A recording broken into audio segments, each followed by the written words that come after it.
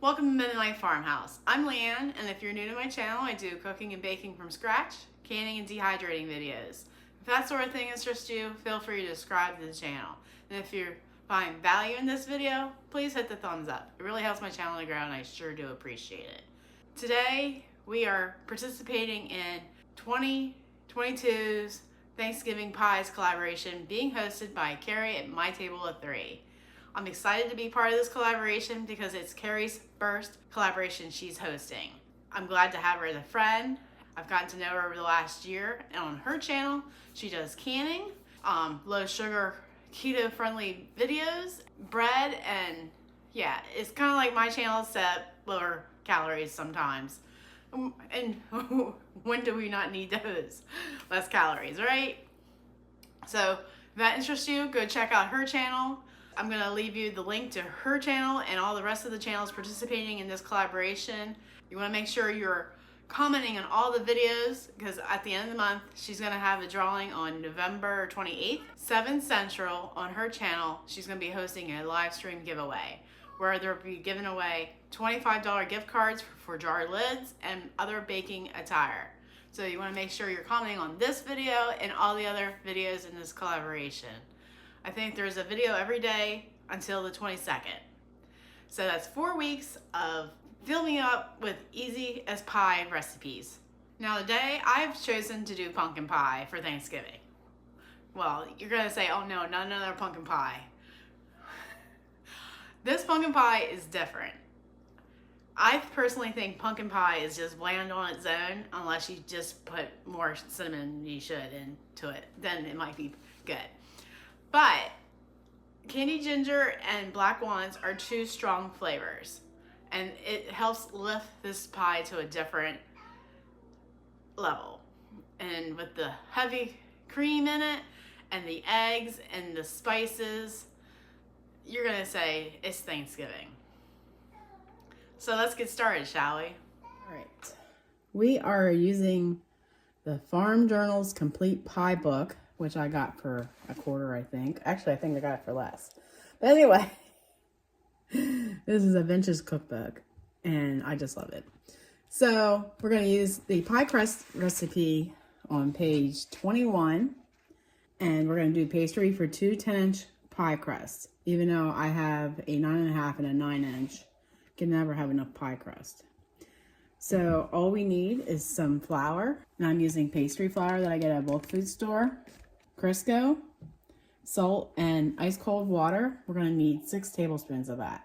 There's a tip down here at this cookbook. It says to draw a circle around a piece of wax paper and use as a guide to roll out your pie crust. But you know, nowadays we have Teflon sheets that we can just roll it out on and use that as a guide.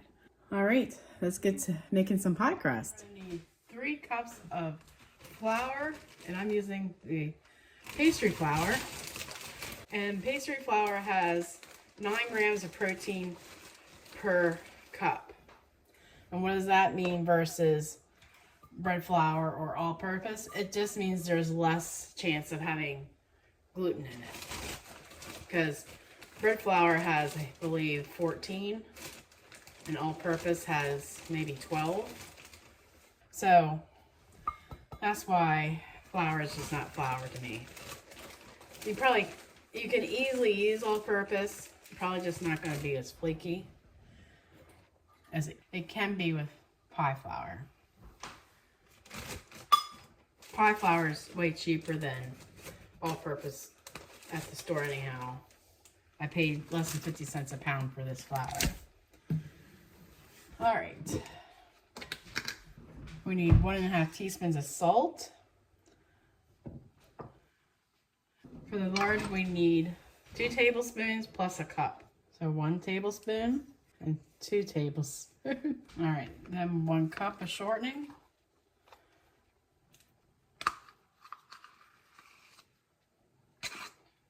I just looked at the outside temperature. It's November 3rd, and it's a balmy 73 degrees here in Pennsylvania. I'm not bragging. Really, I'm not. But it is beautiful outside, and I'm being a wonderful farmer's wife and making my husband a pumpkin pie. So let me know what your favorite Thanksgiving pie is. Is it a traditional pumpkin pie or apple? Or you don't like pie? I don't know who doesn't like pie. Or you like a fudgy pecan pie cake that's cooked in the slow cooker for your Thanksgiving meal. As you can see, our flour and shortening are being combined and it's coming in pea shapes. That is what you want to look like, almost like a sandbox, but not quite. And it just takes a little bit of effort and it's really simple. That's why pie is supposed to be easy. You're not supposed to have anxiety when it comes to cooking. You just need to get in there and do it. Like with any other struggles you might have, you just have to be encouraged and trust your faith. And I hope I'm listening to these words too.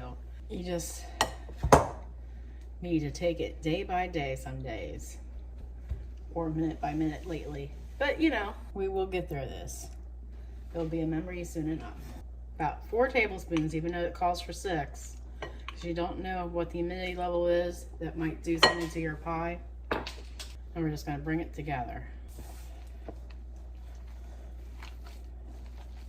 Are you the one that's responsible for your Thanksgiving spread, or you have everybody bring something and host it at your parents or grandparents, or you're the grandparent? Let me know. I would love to know. I love reading your guys' comments. I think that's what kept me going in the beginning, was just reading comments from you. Wow, I put 4 tablespoons in here and you can just tell it is wet.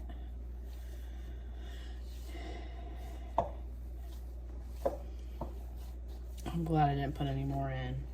All right. So now you want to form it into a disc and let it chill for a half hour. And saran wrap it, of course, so it doesn't dry out.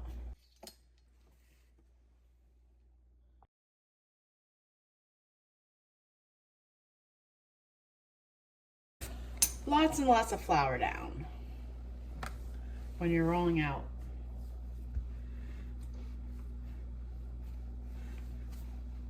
Pie crust. All right. Make sure you're not overworking. All right. You want to roll side to side.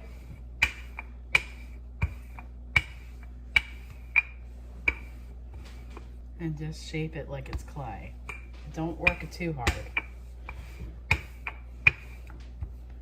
And don't fret when it does that, because it'll go right back together. Maybe I need to iron my rolling pin here.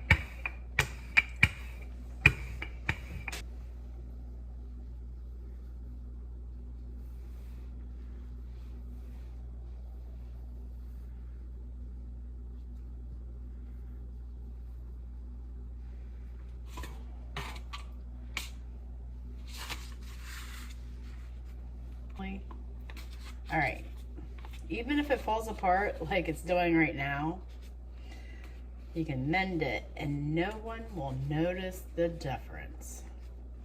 I'm telling you, pie is easy. It don't need to look like you've been making it forever. I mean, I've made a few in my lifetime, but I'm not gonna say I'm an expert at pie. I just know anyone can make pie. See how no one will notice the difference? It just all goes into itself. And just mend it over here and here. And if it's homemade, people are not going to care if it looks like it came from a bakery. I mean, you eat with your eyes, but it don't have to be perfect. Now I just go around and pinch. Some people don't like the outside crust, but I think that's all the reason it is pie, is a good crust. This is way cheaper than going to the store and buying pie crust that you don't know how long it's been sitting there and what chemicals are in it. I know, I don't have to tell you, right? Homemade pie crust is way better. And look how easy that was for us to get that together, even though it was a hot mess to begin with. Have you ever used one of these? I keep forgetting I have it. And it dawned on me when I was rolling the second pie crust out that maybe I should be using it. Because it's doing a better job than just a straight rolling pin. I think it's a baker's roller. Alright, for this pumpkin pie with candied ginger and black walnut streusel, you're going to need 3 eggs, a 15-ounce can of solid packed pumpkin, or I'm using homegrown pumpkin puree, 1.5 cups of heavy whipping cream, a 1/2 cup of white sugar, and a 1/4 cup of packed brown sugar, 1.5 teaspoons of ground cinnamon, a 1/2 teaspoon of salt, a 1/4 teaspoon of allspice, a 1/4 teaspoon of nutmeg, and a 1/4 teaspoon of ground cloves. All right, let's get the filling made. All right, we are going to measure out our pumpkin, and it's been in the refrigerator 2 days, so it's definitely firmed up and cooled down. I'm just going to weigh it to get our 15 ounces here.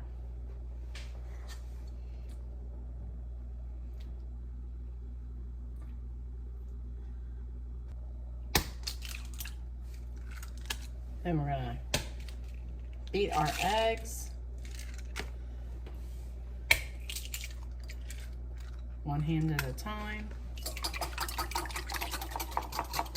Then we're going to add that to our pumpkin.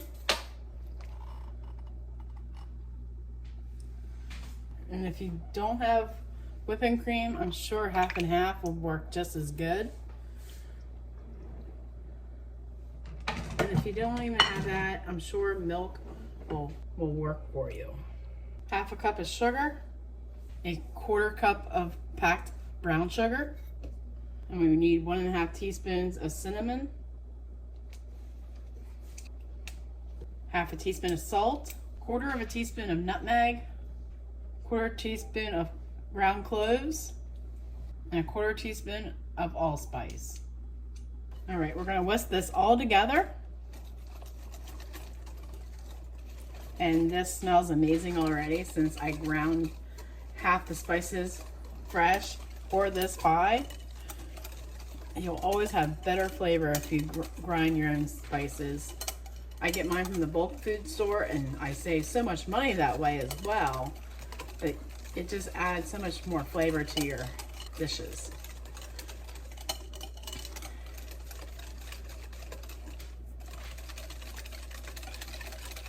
And I'm using a pumpkin that's green and white striped. Those are especially known to be good for pies. And I've never tried this pumpkin before, but we're gonna find out. All right, we're gonna preheat our oven to 350. And we're gonna get our pie shell, and we're gonna pour it in. All right, let's get the topping together. We need a cup of all-purpose flour and a 1/2 cup of butter, and make sure it's cold, but I only have a 1/2 cup, a 1/4 cup of butter, so we're just making do because, you know, I just haven't had time to go buy butter this week. Then we need a 1/2 cup of brown sugar, and you need that packed. Then we need a 1/2 cup of chopped black walnuts.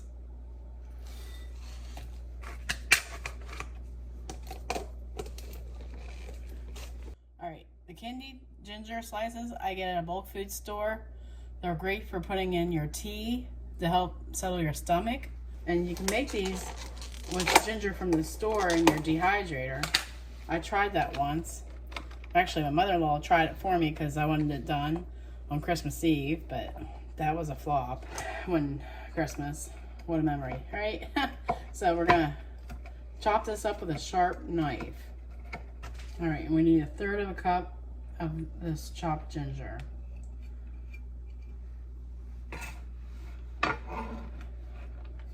And I always use my back of my knife to scrape with. All right. And I'm gonna use my mix and chop to combine the butter in the rest of the ingredients here. Streusels are basically flour, brown sugar, and maybe cinnamon and butter for on top of pies. Like apple Dutch pies have a streusel topping, or coffee cake. So here's another use for your mix and chop. Woo! And there goes the mess. Wouldn't expect it any other way, right? Faith over fear, you can make pie. Then we're gonna gently cover our pie with it.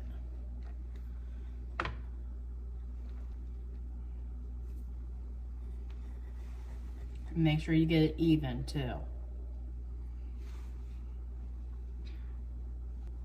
All right, I think we're ready for the oven. We're gonna bake this for 40 minutes at 350.